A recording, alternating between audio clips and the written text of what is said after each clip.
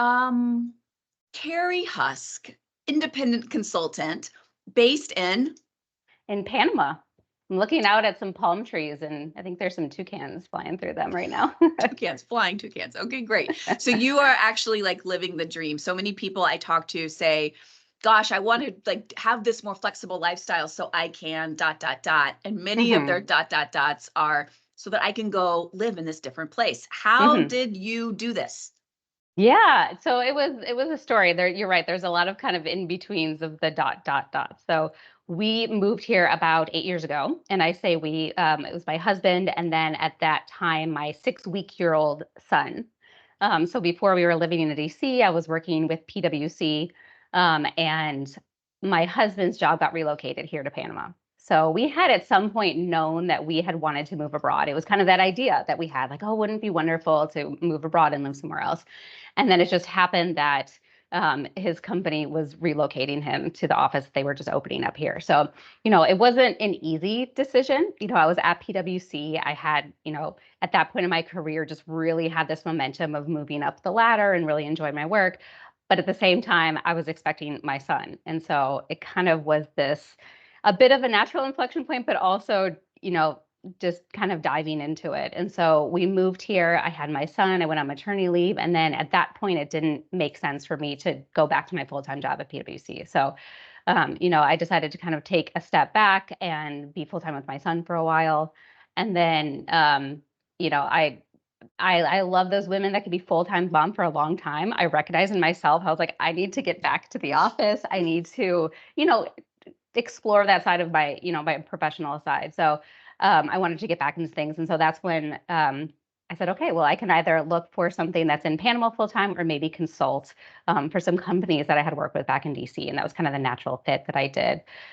So I started consulting for some companies in DC, and it was really a nice work-life balance. And it was, it's that thing where when you kind of make that transition and you're jumping off into the unknown, you're like, what am I doing? I'm like quitting this great job with a, nice benefits package, et cetera, and to stop and do nothing. So I think that was the really scary part. But there's been a lot of different opportunities and transitions that I've had since then. And, for me, it's that like first step that you take to do that transition. And so I'm really glad that I did it. Every once in a while, there's kind of like in the back of my head, what would have happened if I would have stayed and where might I have been? But for me in these last 8 years, as I have been in Panama, I've been able to proactively design what I want out of my life and of my career. And I think looking back, had I stayed in that role, it's just inertia is really strong. And I feel like it's really easy to kind of continue where you are, and stay safe instead of making that leap. Okay. That's a great point. I know for me, when I made the leap, it really took about 2.5 years until I felt like I feel safe in this job. This is going to work out for me as a career. I mean, there's a lot of unknowns when you're doing this on your own. Yes. And I think, especially when you're getting started, until you realize the pattern, how long did it take for you until you felt like, I feel comfortable and financially secure, professionally secure in your choice? I still feel like it's evolving. I've gone through different phases because when I moved to Panama and then started to consulting kind of part-time, I had a few different chapters even between then and now. So, and I also had 3 kids between then and now. Okay. And so it kind of correlates with those chapters. So after I was consulting kind of part-time with companies back in DC, I transitioned to a job with the United Nations. And that was a huge kind of step out of the comfort zone because that was entirely in Spanish. And at that point, my Spanish was still a little rocky. But it was a high level position as a regional coordinator consulting directly with governments across the region. So I was going in there as the expert in Spanish and, talk about like being uncomfortable. But I think that's kind of those practice in those transitions is like understanding that it's going to be uncomfortable, understanding that's the part of the learning. And so after I worked with the United Nations, I took another small break with my 3rd child. And then now this is kind of that next chapter, and kid chapter is over. So I feel like this is really where I'm going to be able to kind of lie the foundation for what I'm doing. and working now more focused on strategy work for large companies and small businesses. And so this is kind of where I'm building what's my own and looking to see what that next chapter looks like. So in terms of how long it took for me to feel stable, I don't think I have felt stable yet. But I recognize that that's just kind of that status quo for now. And so instead of before where you look out into the future and you're like, I don't know what I'm going to do and I'm stepping out into the abyss, it's just more comfortable with this is where I am right now and I'm building what I want and I'm have this kind of lifestyle that I want. And I'm just excited about what's going to come for the future. That's awesome. I mean, you can see your excitement when you talk about it. I think sometimes I feel sad when I talk to, it really happens when I meet people who are in my network that I haven't talked to in some time, and they got into that place of inertia. And you play it forward and they're in their mid 40s, early 50s, and you think, eek, like, gosh, Yeah. And I think it's even harder to step out that point because inertia just, it really builds up. That's hard. the nature of it, right? Yeah. Yeah. I mean, to now make a change, it would be much harder. That's awesome. So you, I think this kind of fits with that question too. When we talked, I learned something from you, which was you took a really different approach than I did in starting to build your business. And I didn't even know this was a possibility, but I'll let you talk about it. But I know you've told me you have a mix of smaller clients whom you sourced on your own. And then you also have effectively, like, tell us what you did, because you used a program and a platform to go and secure your own independent clients. Yeah. So when I was making this transition of, okay, what's this next chapter going to look like? I really wanted to focus on strategy. It was something that I did on my MBA. I was always part of kind of strategic working groups within any organization. So kind of like, okay, now what is this going to look like? How do I go about doing it? And as I started tapping into my network, I met somebody here in Panama, and he used to be a partner with KPMG for 20 years. And he was also at that pivot point of the transition. And so he's the one who introduced me to this group out of Europe called Strategy Tools. And Strategy Tools, yeah. So they have a lot of really cool, interesting, very innovative thinking about strategy and how to engage organizations in strategy and how to not have this kind of linear approach that sometimes companies take of we have to analyze everything, but how do you build this architecture for innovation in order to drive your strategy forward?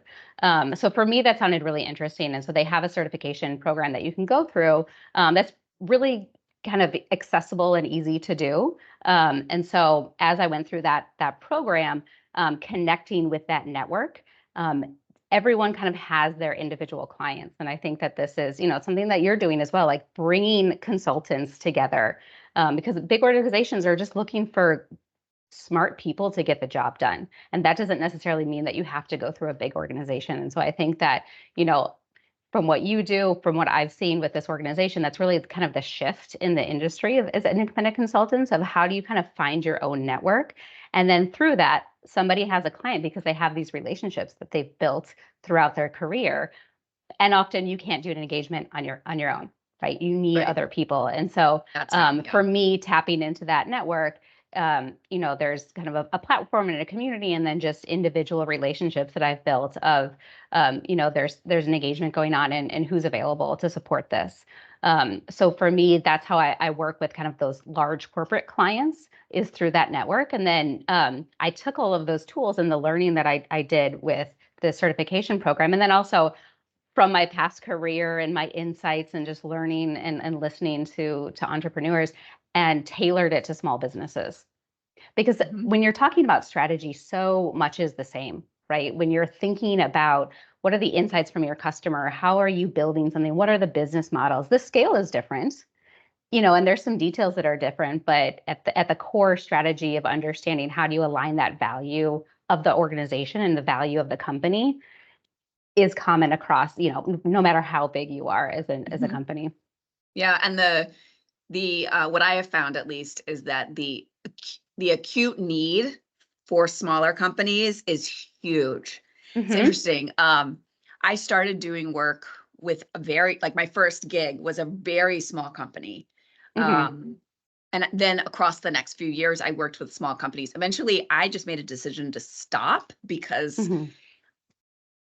I don't know, maybe because I just got so much work from a big company that like the inertia pulled me into to doing that. And I think my particular skill is like helping executives align and convince other executives. And so like, therefore, that little niche is more impactful in a big company where you have these Yeah, big absolutely. matrix groups of people.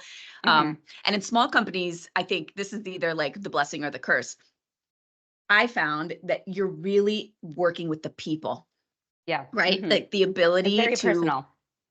to Mhm. do that. And so if that's the kind of thing, do you like the people parts of this, or like, is that what draws you into doing that, or is that the necessary evil?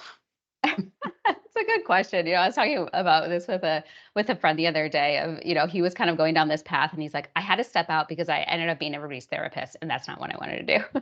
Like I could see that because business is really personal. Some people say that it's not, but I think it is because we're human and that's what makes businesses businesses. So when you're working with small businesses, it's very personal because that's their livelihood, that's their baby, that's their, something that they've created.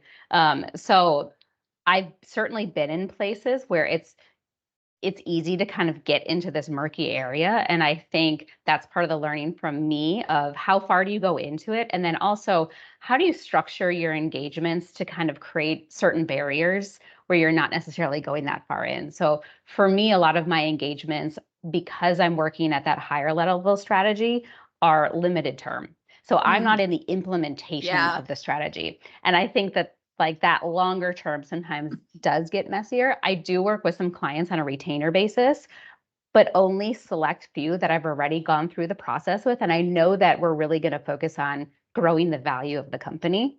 Mhm. And so, yeah, I think there are certain ways, but it is the nature of the business, and I do like working with people. And for me, I see that there's so many people running businesses and small businesses, and they just have a passion for what they do, and they're great at what they do. There's a reason why they created it, but they don't have that business background, Yeah. and that's what I bring. And so, when you're able to match those skills, there's some really cool things that come out of it.